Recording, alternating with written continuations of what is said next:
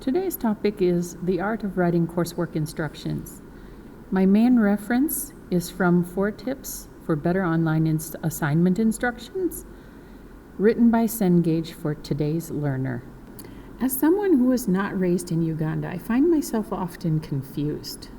Directives given by anyone are sometimes half suggested or half verbalized. I struggle to discover what the suggested part of the directives are. For example, I went to eat at the canteen. After eating, I went to purchase some sweets at the window for my daughters. I paid for the sweets and turned to go when the cashier stopped me and said, "Food?" I responded with a look of confusion. She said it louder, "Food?" I responded again, confused. "Food. What about food?" She meant to be asking about my lunch, which she was unsure that I had paid for. All of that was summarized in the word, food. Sometimes our assignment coursework directives are a little like this. They are too brief.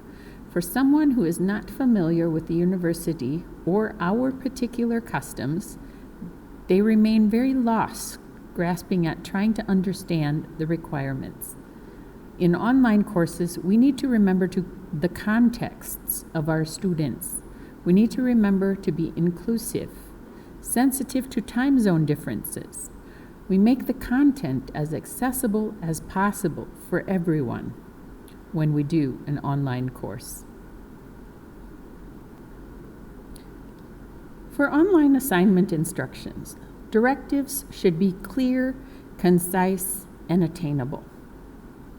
Avoid information that can be easily misunderstood. For example, acronyms, confusing abbreviations, and time references. I often like to use the principle that journalists use when writing an article for a newspaper.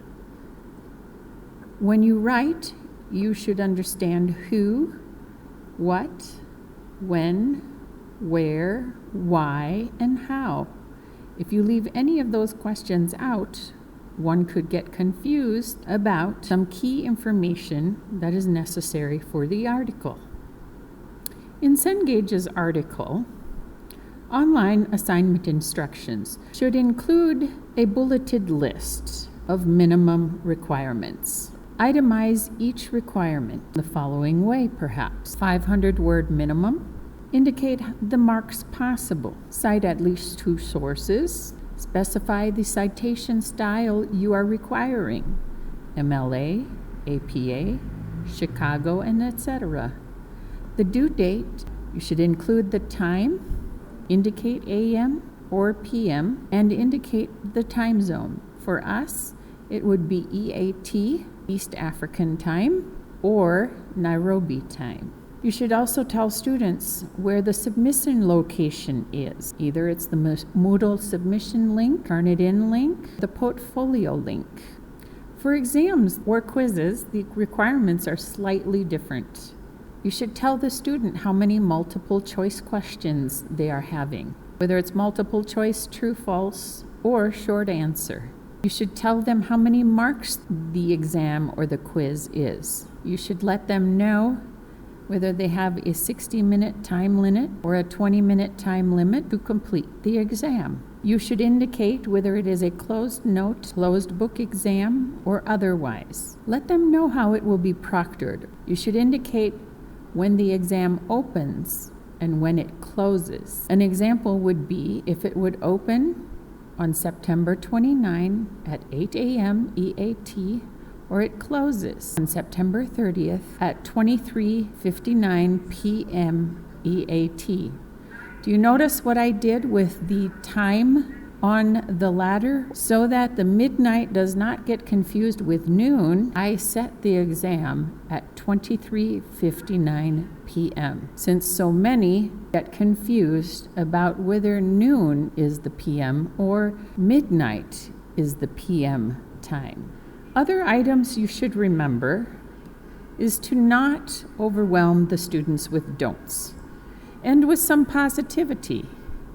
I look forward to seeing your creative minds at work. God's richest insights as you work on this essay. Be cognizant of the accessibility conditions for your students.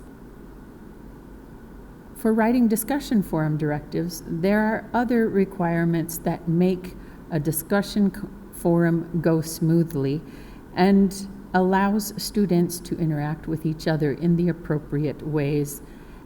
Finally, I would like to conclude briefly with the benefits of well-written instructions.